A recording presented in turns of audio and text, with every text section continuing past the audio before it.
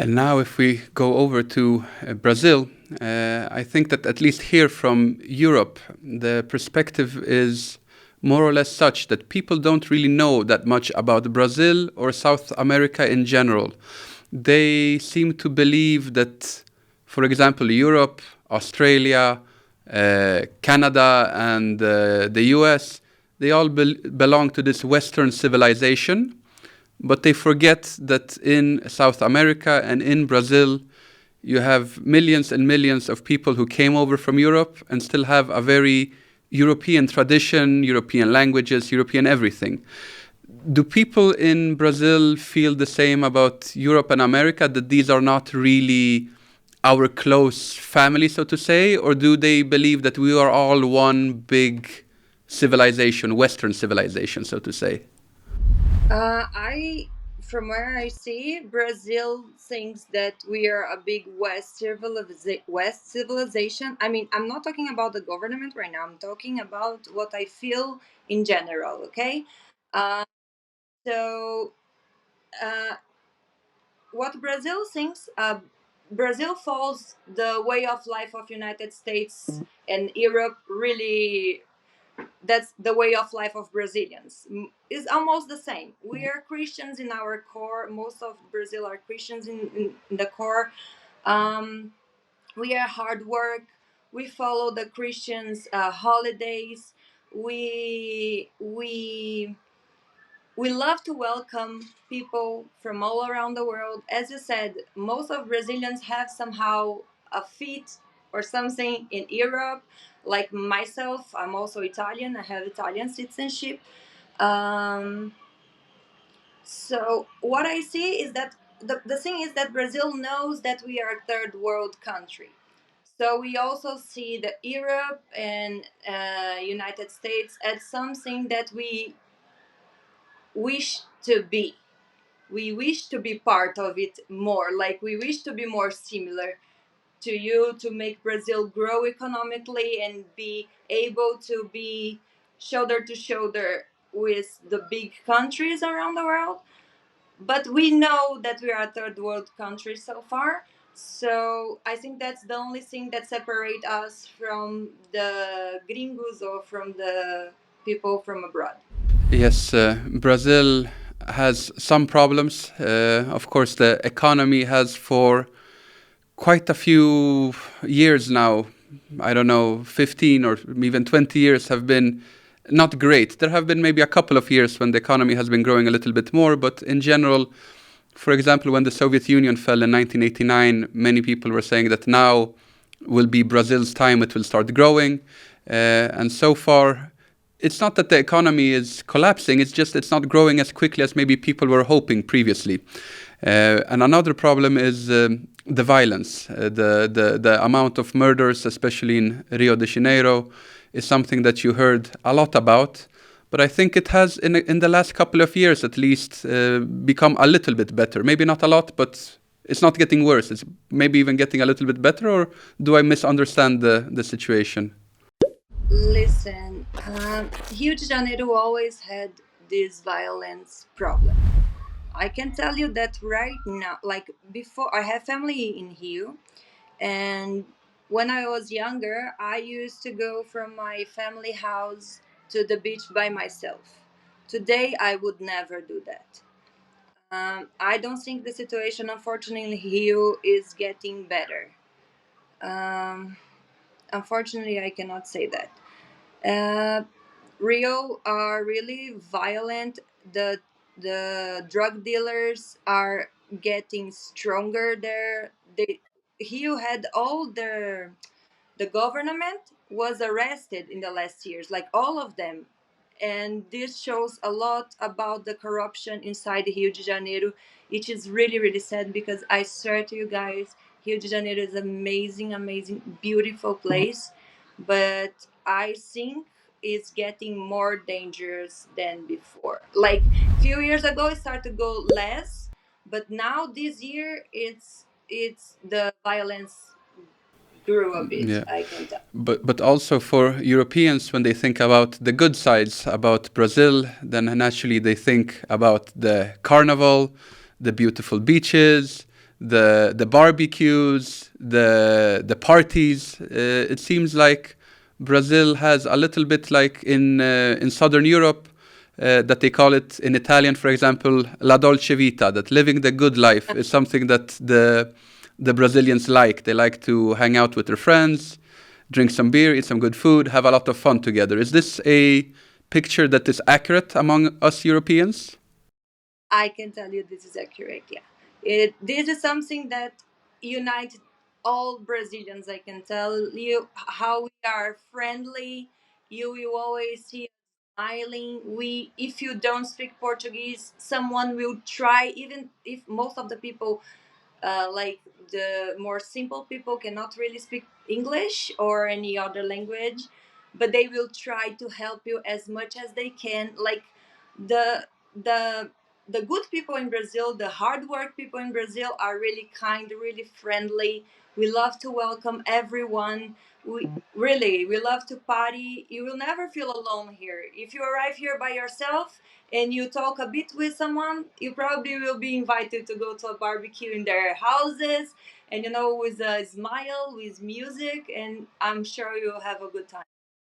Also, I think another thing that people here in Europe underestimate is just how big Brazil is as a country and how many different regions you have. Somewhere a little bit more mountains, somewhere jungles, somewhere savanna climate, so to say. Do you really feel that Brazil is maybe more of a continent in one way than a country? Well, we are the big part of the continent, but I cannot say that. I can say yes. We have such different, like, if as I was telling you before, Brazil have so many regions that you can reach. Like, for example, if you go to the south of Brazil, you will see one type of people. They have a really different accent. They have a really different Portuguese accent, but still accent. They have their own food, their own type of music that they like the most. If you go to the northwest, you're going to find totally different accent. There's even people from the south that can barely understand what people from the north or northeast can talk, because the accent is different. Even though everybody speaks Portuguese, the food is different. It's kind of like a Europe. Like, if you travel a bit, like, you can arrive from France to Berlin, for example, and you are in the totally different culture, but in the end we are the same culture. I can tell you that. Like, Brazilians have the same. Everything is Portuguese. Everybody have this friendly vibe, um, but have this small difference that is it's even kind of really nice. It's really nice because when you go to the north, you will see something. If you go to the middle, you will see something else. It's really cool. It's really cool. I never thought about it, but it's kind of continent, yeah, because there is so many different small difference, but that makes such a huge in a small cultures, not in a big one, but in a small one, is have these details in a culture difference that can be is really nice. Yeah, it's really. And when we talk about these gringos, the Europeans, the Americans, many of them, of course, come to Brazil just for normal tourism, but some of them also stay to work, to study, and stay for longer time. How do they adapt to the country? Listen, all my friends that came to Brazil at least once, they say, this is my favorite country in the world. It's easy. I don't think it's hard because the European way of life and also the American way of life, I will say that is more have more distance from people. Brazilians are warm people, so you will find yourself welcomed here. So where I see, like, I can tell you, I don't know any friend of mine that ever said, in Israel, all my friends that came to Brazil, they said, this is my favorite country in the world. My American friends, my European friends, they always say, like, whoa, Brazil is amazing, the people is amazing, the food is amazing, everything there is amazing. Like, if it was not a third world country, I think many people would love to come to Brazil if the economy was more stable and all this violent situation was under control. Well, hopefully in the I future. love to move to Brazil, to be honest. A final question. Right now in the world, we have a difficult situation. We had a pandemic. Now we have two wars, one in Ukraine, one in Israel. We had problems with inflation across the world after the war in Ukraine, especially, and after COVID. When it comes to these two wars right now, is this something that is interesting to Brazilians? Because technically they are so far away, but do they feel that these wars somehow affect their lives? And if so, is there any different attitude among Brazilians toward the war in Israel and toward the war in Ukraine? As I said, Brazil, I cannot say about the government, but I say about the people. Brazil are praying mostly for Ukraine and for Israel because they understand that this was the countries that was attacked. And Brazilians are like, they understand that the country that was attacked have more, it was not fair to them.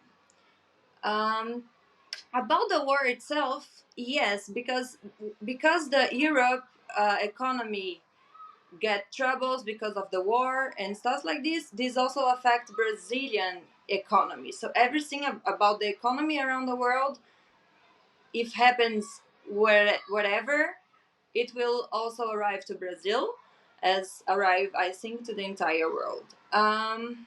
Also, another question. Another question here maybe is these difficulties with the economy created by the war and inflation. It has created a difficult situation for young people across the world because if you live, you already bought your house, you're 50 years old, then maybe it is a little bit easier. But if you are 22, 24, and you're living at home but you want to move out and get your own house, right now it seems to be quite difficult in many parts of the world. How is the situation for young people in Brazil? What are the main problems of young people? Also in Brazil, this you need to understand the minimum wage in Brazil is really low. So Brazilians always had this family house. Like if you go to a favela, you're going to see many generations living together. You're going to see the grandma, the mother, the kids, everybody living together for all their lives. And yes, in Brazil, every time is harder and harder for the youngest to go out of their parents' houses. Also because it's hard to find jobs. Many stores, many businesses are closing. So it's getting harder for people to have their own money and to be able to leave the parents' house that easily as it should be. Well, we hope that things will get better for us all across the world soon. Thank you very much, Desiree, for coming on the podcast, and we hope to have you on in the future as well. Thank you very much.